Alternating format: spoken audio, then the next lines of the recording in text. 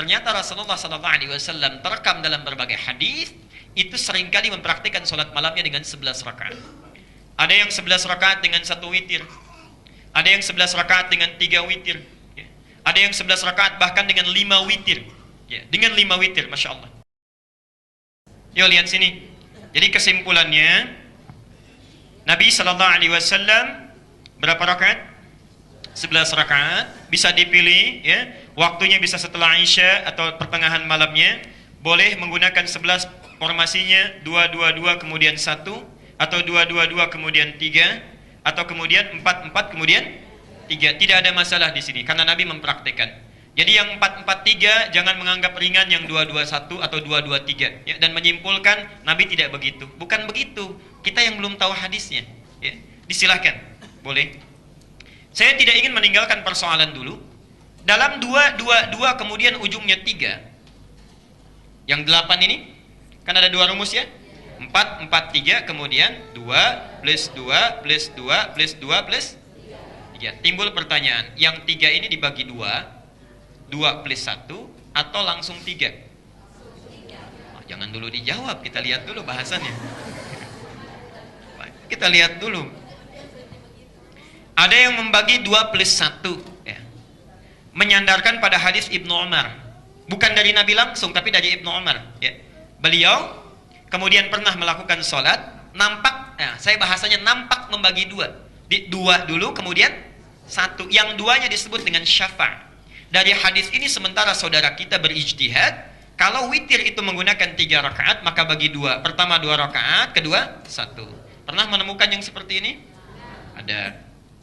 Nah, setelah diteliti, menurut pendapat yang terkuat, kami berpandangan pendapat terkuat, dari praktek sholat witir Nabi, itu hampir tidak pernah membagi, jarang. Bahkan pernah Nabi sholat 5 rakaat witirnya, itu nggak dibagi. Nggak pernah salam, bahkan nggak ada tahiyatnya. 1 rakaat bangun lagi, 2 rakaat bangun lagi, 3 rakaat bangun lagi. Baru setelah yang kelima, baru beliau salam. Nah, baiknya, jadi ini menguatkan bahwa yang ini agak lemah dalam pandangan dibagi itu. Dari sisi yang pertama, dalilnya kurang menguatkan. Karena ini pandangan Ibnu Umar, ya, tapi tidak nampak langsung dari Rasulullah. Ini pun penafsiran, multitafsir. Yang kedua, dari mana multitafsirnya? Perhatikan. Yang 2 ini disebut dengan syafa'. Syafa', sholat syafa'. Ketika kami bertanya, apa yang 2 ini? Ini syafa'. Yang ini witir, tunggal. Nah, di sini segi kesalahpahamannya. Sebetulnya yang dimaksudkan 2 dibagi 1, 2 ditambah 1 ini, atau yang 3 rakaat, sebetulnya bukan membagi 3 dibagi 2, atau dalam witir, bukan.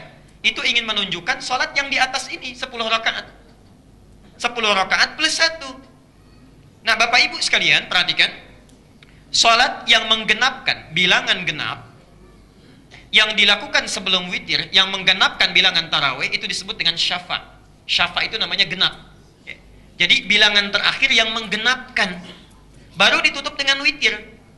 Nah, 3 yang 2 plus 1 ini, hakikatnya ini sholat syafa'. Syafa' yang dimaksud bukan witir dibagi 2, tapi penutup dari rangkaian sholat genap yang telah dilakukan. Jelas sampai sini? Baik, ini pemahaman dalil yang kedua. Yang ketiga, dalilul aqli, dari sisi rasionalitas. Coba perhatikan sini. 3 dibagi 2. 2 kan takbir, kemudian setelah 2 rakaat salam, ya. Plus 1 lagi kan, bangun lagi. Nah, saya mau bertanya begini. Perhatikan dalam kaidah fikih. Semua kitab fikih menyampaikan sama.